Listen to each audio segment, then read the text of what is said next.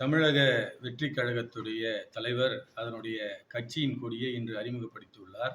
அந்த கட்சியின் கொடியில் 2 யானை சிம்பல்களும், ஒரு வட்ட வடிவிலே வாகைப்பூ கொண்ட ஒரு சின்னத்துடன் அந்த கொடி அறிமுகப்படுத்தப்பட்டுள்ளது.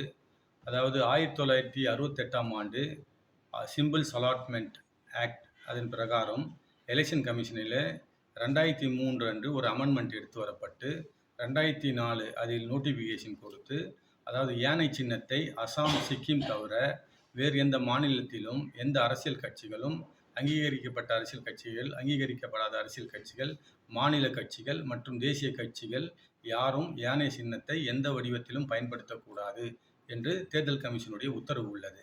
இந்த கட்சியினுடைய கொடியை வடிவமைக்கும் போது இது சம்பந்தமாக அவர்கள் இந்த சட்டம் அவர்களுக்கு கவனத்திற்கு வந்திருக்காது என்பது தெரிய வருவதனால், எங்களுடைய கட்சி தலைமை, மத்திய தலைமை அந்த கட்சியுடைய தலைமையுடன் நேரடியாக தொடர்பு கொள்ள வைக்க சொன்னார்கள். அதன் அடிப்படையிலே நேரடியாக அவருடைய மேனேஜர் வெங்கட் என்பவரை தொடர்பு கொண்டோம். இது சம்பந்தமாக அந்த சட்ட விளக்கங்களையும் அதற்கான ஆவணங்களையும் அந்த சட்டத்துடைய நகல்களையும் அனுப்பியுள்ளோம். அவர்கள் இது சம்பந்தமாக பரிசீலித்து முடிவெடுப்பதாக சொல்லியிருக்கின்றார்கள். அது நல்ல முடிவாக இருக்கும்.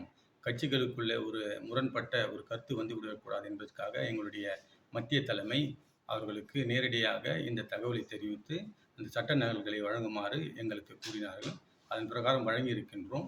அதன் அடிப்படையிலே அவர்கள் ஒரு நல்ல முடிவை எடுப்பார்கள் என்று நாங்கள் நம்புகின்றோம்.